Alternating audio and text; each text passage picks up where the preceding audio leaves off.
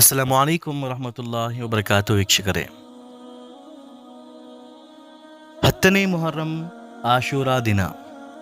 ಈ ದಿನದ ಕುರಿತು ನಾವು ಸಾಕಷ್ಟು ಪುಸ್ತಕಗಳಲ್ಲಿ ಓದಿದ್ದೇವೆ, ಸಾಕಷ್ಟು ಬಾರಿ ವಿದ್ವಾಂಸರ ಭಾಷಣ ಮುಖಾಂತರ ಕೇಳಿದ್ದೇವೆ.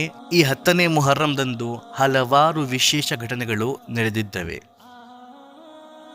ಉದಾಹರಣೆಗೆ, ಇದೇ 10ನೇ ಮೊಹರ್ರಂದಂದು ಆದಮ್ ಅಲೈಹಿ ಇಸ್ಲಾಂ ರವರ ತೌಬಾ ಪಶ್ಚಾತ್ತಾಪ ಸ್ವೀಕರಿಸಲಾಯಿತು. ನೂಹ್ ಅಲಿ ಇಸ್ಲಾಂ ರವರ ಹಡಗು ಇದೇ 10ನೇ ಮೊಹರ್ರಂದಂದು ನೆಲಕ್ಕೆ ತಲುಪಿತು. ಯೂಸುಫ್ ಅಲಿ ಇಸ್ಲಾಂ ರವರನ್ನು ಬಾವಿಯಿಂದ ಹೊರತೆಗೆಯಲಾಯಿತು. ಅಯ್ಯೂಬ್ ಅಲಿ ಇಸ್ಲಾಂ ರವರ ಕಾಯಿಲೆ ವಾಸಪಡಿಸಲಾಯಿತು. ಮೂಸಾ ಅಲಿ ಇಸ್ಲಾಂ ಹಾಗೂ ಬನಿ ಇಸ್ರಾಯಿಲನ್ನು ಫಿರೌನಿನ ದಬ್ಬಾಳಿಕೆಯಿಂದ ಇದೇ 10ನೇ ಮೊಹರ್ರಂದಂದು ರಕ್ಷಿಸಲಾಯಿತು. ಇಬ್ರಾಹಿಂ ಅಲಿ ಇಸ್ಲಾಂ ರವರು ಇದೇ 10ನೇ ಮೊಹರ್ರಂದಂದು ನಮ್ರುದಿನ ಬೆಂಕಿಯಿಂದ ಹೊರಬಂದರು. ಯೂನುಸ್ ಅಲಿ ಇಸ್ಲಾಂ ರವರು ಮೀನಿನ ಹೊಟ್ಟೆಯಿಂದ ಹೊರಬಂದರು. ಈಸಾ ಅಲಿ ಇಸ್ಲಾಂ ರವರನ್ನು ಇದೇ 10ನೇ ಮೊಹರ್ರಂದಂದು ಆಕಾಶ ಲೋಕಕ್ಕೆ ಎತ್ತಿಕೊಳ್ಳಲಾಯಿತು. ಇಮಾಮ್ ಹುಸೈನ್ ರದಿಯಲ್ಲಾಹು ತಾಲಾ ಅನ್ಹು ರವರನ್ನು ಇದೇ 10ನೇ ಮೊಹರ್ರಂದಂದು ಶಹೀದ್ ಮಾಡಲಾಯಿತು ಕರ್ಬಲಾದ ಮಣ್ಣಿನಲ್ಲಿ. ಹಾಗೂ ಕಯಾಮತ್ ಸಹ ಇದೇ 10ನೇ ಮೊಹರ್ರಂ ಶುಕ್ರವಾರದ ದಿನ ಬರುತ್ತದೆ. ವೀಕ್ಷಕರೇ, ಈ ಎಲ್ಲ ಮಾತುಗಳ ಪುರಾವೆಗಳೇನು? ಯಾವ ಮಟ್ಟಕ್ಕೆ ಈ ಮಾತುಗಳು ನಿಜವಾಗಿದೆ? ಇಂದು 10ನೇ ಮೊಹರ್ರಂ ಹಾಗೂ ಶುಕ್ರವಾರ ಎರಡೂ ಸಹ ಇದೆ. ಇದರ ಅರ್ಥವೇನು? ಈ ಎಲ್ಲ ಮಾತುಗಳನ್ನು ಇನ್ಶಾಲ್ಲಾ ಇಂದು ನಾವು ಸ್ಪಷ್ಟವಾಗಿ ತಿಳಿದುಕೊಳ್ಳೋಣ.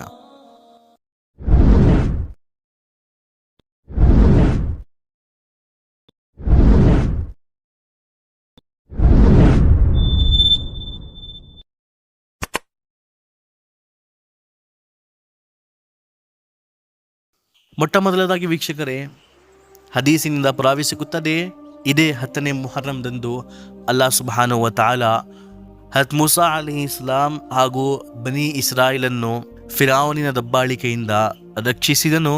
ಅವರಿಗೋಸ್ಕರ ನೀರಿನಲ್ಲಿ ದಾರಿ ತೆಗೆದಿದನು.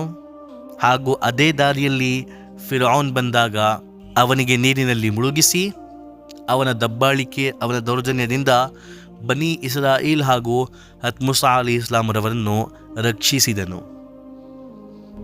ಹಾಗೂ ವೀಕ್ಷಕರೇ, ಇದೇ 10ನೇ ಮೊಹರ್ರಂದಂದು ನಮ್ಮ ಪ್ರಿಯ ಪ್ರವಾದಿ ಮುಹಮ್ಮದ್ ಸಲ್ಲಲ್ಲಾಹು ಅಲೈಹಿ ವಸಲ್ಲಂ ರವರ ಆತ್ಮೀಯ ಮೊಮ್ಮಗ ಹುಸೈನ್ ರದಿಯಲ್ಲಾಹು ತಾಲಾ ಅನ್ಹು ರವರನ್ನು ಕರ್ಬಲಾದ ಮಣ್ಣಿನಲ್ಲಿ ಶಹೀದ್ ಮಾಡಲಾಯಿತು. ಇದು ಇತಿಹಾಸದ ಅತ್ಯಂತ ಕ್ರೂರ, ದ್ರೋಹದ, ಮೋಸದ ಮತ್ತು ಅನ್ಯಾಯದ ಘಟನೆಯಾಗಿದೆ. ಯಾವ ಜನರಿಗೋಸ್ಕರ ನಮ್ಮ ಪ್ರಿಯ ಪ್ರವಾದಿ ಮುಹಮ್ಮದ್ ಸಲ್ಲಲ್ಲಾಹು ಅಲೈಹಿ ವಸಲ್ಲಂ ರವರು ತನ್ನ ಸಂಪೂರ್ಣ ಜೀವನವನ್ನು ಅರ್ಪಿಸಿದರೋ, ತಮ್ಮ ಹೆಂಡತಿ ಮಕ್ಕಳಿಂದ, ತಮ್ಮ ಕುಟುಂಬದಿಂದ ಹೆಚ್ಚಾಗಿ ಯಾವ ಜನರ ಬಗ್ಗೆ ನಮ್ಮ ಪ್ರಿಯ ಪ್ರವಾದಿ ಮುಹಮ್ಮದ್ ಸಲ್ಲಲ್ಲಾಹು ಅಲೈಹಿ ವಸಲ್ಲಂ ರವರು ಕಾಳಜಿ ವಹಿಸುತ್ತಿದ್ದರೋ, ಯಾರಿಗೆ ಅತ್ಯಂತ ಪ್ರೀತಿಸುತ್ತಿದ್ದರೋ, ಯಾರಿಗೋಸ್ಕರ ಇಡೀ ರಾತ್ರಿ ಅಲ್ಲಾಹನ ಮುಂದೆ ಸಜದಾ ಮಾಡಿ ಅಲ್ಲಾಹನ ಮುಂದೆ ತನ್ನ ತಲೆಯನ್ನು ಬಾಗಿಸಿ ಅಳುತ್ತಾ ಬೇಡುತ್ತಿದ್ದರೋ, ಆ ಜನರಲ್ಲೇ ಕೆಲವರು ಅವರು ತೀರಿಕೊಂಡ ಕೇವಲ 50-60 ವರ್ಷಗಳ ನಂತರ ಅವರ ಆತ್ಮೀಯ ಮೊಮ್ಮಗರವರನ್ನು ದ್ರೋಹದಿಂದ ಮೋಸ ಮಾಡಿ ಕೂಫಾ ನಗರಕ್ಕೆ ಕರೆಸಿ ಅವರ ಸಂಪೂರ್ಣ ಕುಟುಂಬವನ್ನೇ ಕೊಂದುಬಿಟ್ಟರು. ಈ ಇತಿಹಾಸದ ಅತ್ಯಂತ ದುಃಖದ ಘಟನೆಯೂ ಸಹ ಈ 10ನೇ ಮೊಹರ್ರಂದಂದು ನಡೆಯಿತು. ಅರ್ಥಾತ್ ಕರ್ಬಲಾದ ಮೈದಾನಿನಲ್ಲಿ ಇಮಾಮ್ ಹುಸೈನ್ ರದಿಯಲ್ಲಾಹು ತಾಲಾ ಅನ್ಹು ರವರನ್ನು ಈ 10ನೇ ಮೊಹರ್ರಂದಂದೇ ಶಹೀದ್ ಮಾಡಲಾಯಿತು. ಈ ಎರಡು ಘಟನೆಗಳನ್ನು ಹೊರತುಪಡಿಸಿ ವೀಕ್ಷಕರೇ, ಯಾವುದೇ ಘಟನೆ ಈ 10ನೇ ಮೊಹರ್ರಂದಂದೇ ನಡೆದಿದೆ ಎಂಬುವ ಯಾವುದೇ ಪುರಾವೆ ನಮಗೆ ಕುರ್ಆನ್ ಅಥವಾ ಹದೀಸಿನಿಂದ ಸಿಗುವುದಿಲ್ಲ. ಆದಮ್ ಅಲಿ ಇಸ್ಲಾಂ ರವರ ತೌಬಾ, ನೂಹ್ ಅಲಿ ಇಸ್ಲಾಂ ರವರ ಹಡಗು ನೆಲಕ್ಕೆ ತಲುಪುವುದು, ಇಬ್ರಾಹಿಂ ಅಲಿ ಇಸ್ಲಾಂ ರವರು ಅಗ್ನಿಯಿಂದ ಹೊರಬರುವುದು, ಅಯ್ಯೂಬ್ ಅಲಿ ಇಸ್ಲಾಂ ರವರ ಕಾಯಿಲೆ ವಾಸವಾಗುವ ಘಟನೆ, ಯೂಸುಫ್ ಅಲಿ ಇಸ್ಲಾಂ ರವರನ್ನು ಬಾವಿಯಿಂದ ಹೊರತೆಗೆಯುವುದು, ಯಾಕೂಬ್ ಅಲಿ ಇಸ್ಲಾಂ ರವರು ತನ್ನ ಮಗನಿಂದ ಭೇಟಿಯಾಗುವುದು, ಈಸಾ ಅಲಿ ಇಸ್ಲಾಂ ರವರನ್ನು ಆಕಾಶಲೋಕಕ್ಕೆ ಎತ್ತಿಕೊಂಡಿದ್ದು, ಈ ಎಲ್ಲ ಘಟನೆಗಳು ಈ 10ನೇ ಮೊಹರ್ರಂದಂದೇ ನಡೆದಿದೆ ಎಂಬುವ ಯಾವುದೇ ಪುರಾವೆ ಎಲ್ಲೆಲ್ಲೂ ಇಲ್ಲ ವೀಕ್ಷಕರೇ. ಹೀಗಾಗಿ ನಾವು ಈ ಘಟನೆಗಳನ್ನು ಈ 10ನೇ ಮೊಹರ್ರಂ ಜೊತೆ ಸೇರಿಸಿ ಯಾರಿಗೂ ತಿಳಿಸಬಾರದು. ಹಾಗೂ ಮುಖ್ಯವಾಗಿ ವೀಕ್ಷಕರೇ, ಈ ಕಯಾಮತ್ 10ನೇ ಮೊಹರ್ರಂ ದಿನವೇ ಬರುತ್ತದೆ ಎಂಬುವ ಈ ಮಾತು ಸಹ ಸುಳ್ಳಾಗಿದೆ, ಅತ್ಯಂತ ಝೈಫ್ ಹದೀಸ್ ಆಗಿದೆ. ಇದನ್ನು ನಮ್ಮ ಪ್ರಿಯ ಪ್ರವಾದಿ ಮುಹಮ್ಮದ್ ಸಲ್ಲಲ್ಲಾಹು ಅಲೈಹಿ ವಸಲ್ಲಂ ರವರ ಮಾತಿನ ಸ್ಥಾನ ನೀಡುವುದು ಮಹಾ ಮುಟ್ಟಾಳ್ತನ, ಮಹಾಪಾಪ.